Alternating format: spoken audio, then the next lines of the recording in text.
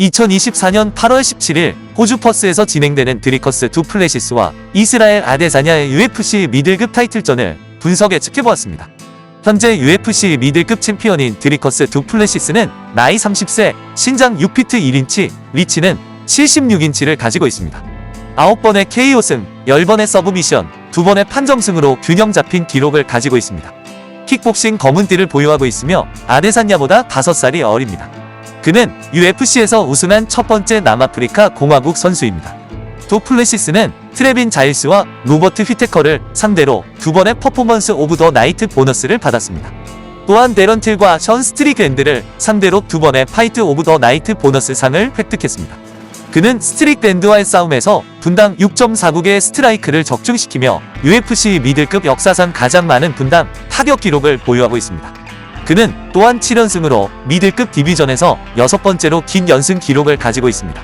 두플레시스는 2020년 10월 마커스 페레즈를 상대로 UFC 데뷔전을 치렀습니다. 그는 현재까지 UFC에서 4번의 경기를 승리로 이끌며 한 번도 패배하지 않았습니다. 주목할 만한 승리로는 브래드 타바레스, 데런 틸, 데릭 브런슨, 로버트 휘테커, 션 스트릭랜드가 있습니다. 두플레시스는 미들급에서 17번, 웰터급에서 4번, 그리고 176파운드 캐치급에서 1번 등 다양한 체급에서 경쟁했습니다. 그의 가장 최근 경기는 스트릭랜드와의 싸움에서 판정승을 거두었는데 약간의 논란이 되었습니다. 13명의 미디어 멤버들이 두플레시스에게 점수를 주었고 10명은 스트릭랜드에게 점수를 더 주었습니다. 또한 일부는 그 미들급 타이틀 벨트가 스트릭랜드에 남아있어야 했다고 믿습니다.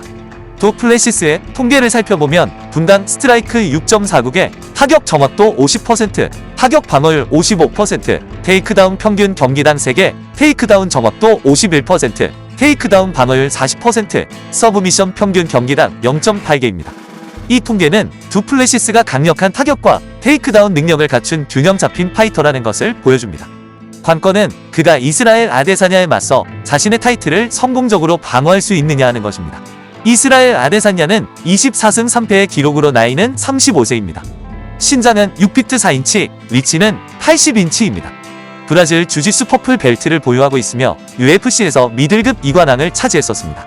첫 번째 미들급 챔피언으로 5번의 성공적인 타이틀 방어를 하였습니다.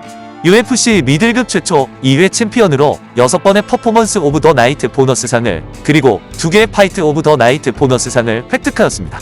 UFC에서 알렉스 페레이라를 KO시킨 유일한 파이터이기도 합니다. 아데사냐는 2012년 3월 MMA에 데뷔했으며 성공적인 킥복싱 경력을 거쳐 2018년 2월 UFC로 이적했습니다. 그의 UFC 전적은 13승 3패입니다. 블라코비치에게 라이트 헤비급에서 졌고 첫 MMA 경기에서 알렉스 페레이라에게 패배했고 션 스트릭랜드에게 역전패를 당하면서 벨트를 잃었습니다. 아데사냐는 UFC에 합류한 이후 가장 활동적인 파이터 중 한 명으로 매년 여러 차례 꾸준히 싸웠습니다. 하지만 스트릭랜드에게 패한 후 그는 약간의 휴식을 취하기로 결정했고 이는 그의 UFC 경력 중 가장 오랜 공백기를 기록했습니다.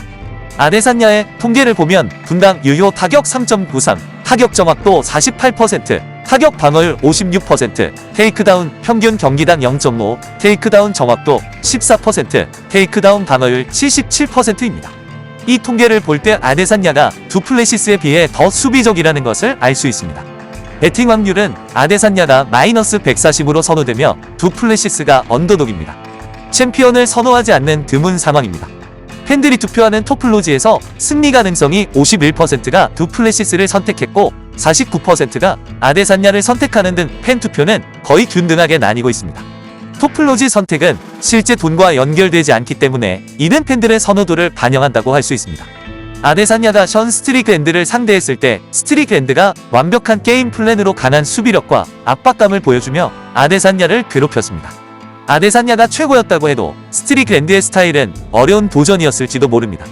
이제 문제는 두플레시스가 스트릭랜드의 성공을 재현할 수 있는지 여부입니다. 두플레시스가 판정으로 이길 것으로 예측됩니다. 아데사냐는 피니시가 어렵습니다. UFC에서 그렇게 한 유일한 선수는 5라운드 스탠딩 노가웃을 달성한 알렉스 페레이라 뿐입니다. 페레이라의 파워는 두플레시스의 파워를 능가하며 두플레시스에 의한 노가웃은 어려울 것 같습니다.